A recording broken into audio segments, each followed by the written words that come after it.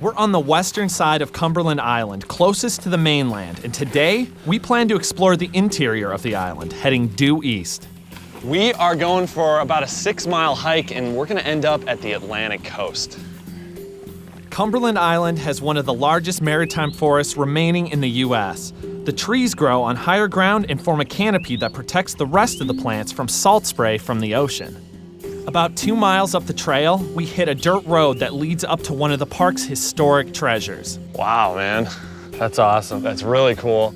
This is the first African Baptist church, which was built in 1893 by a settlement of freed slaves known as the Gullah Geechee. The church was rebuilt in the 1930s, and that's the structure that still stands today. If it looks familiar, that's because the late John F. Kennedy Jr. married Carolyn Bessette here in 1996.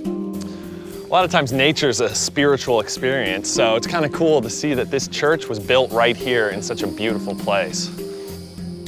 Barrier islands like Cumberland usually start out as big lumps of sand and sediment piled up along the coast by wind and water.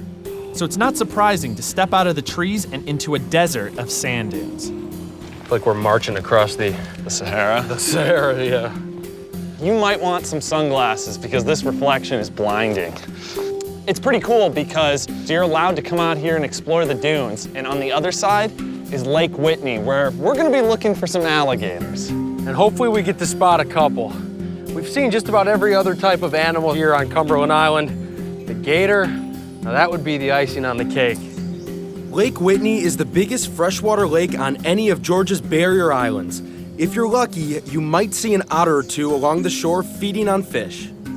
The lake is also home to a lot of snakes, including the venomous cottonmouth, otherwise known as a water moccasin. So you definitely do not want to take a dip here. Oh, straight out there. Yeah. This is awesome. Right out there, we've got a gator. His whole head is out of the water. Look at his back now, look at his back, you see that? That's incredible. He's a decent sized one too. Wow. And he's looking right at us, it seems, yeah. He knows we're here. As the largest reptile on the island, the alligator is certainly at the top of the food chain. There's really not a lot of alligators on Cumberland Island, and the National Park Service doesn't even do a survey of them. So the fact that we get to see one here is really, really lucky.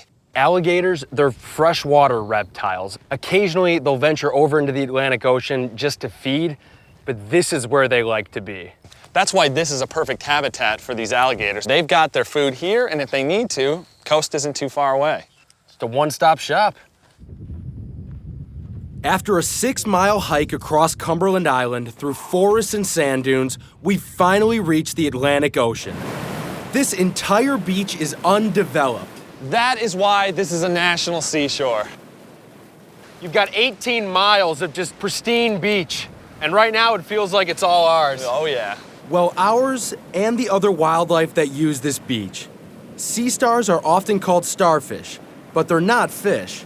They don't have gills, scales, or fins. One of the coolest species you can find here is the royal sea star. Their mouths have a set of 5 jaws covered with spines, which they use to eat their prey whole. This protected stretch of beach is also a safe haven for 3 species of sea turtles who nest here from late spring to midsummer. Hundreds of green sea turtles and loggerheads come ashore and produce tens of thousands of hatchlings each year. Hey everybody, thanks for watching. Make sure to leave any questions or comments that you have. And please subscribe to the channel, there's a lot more to come.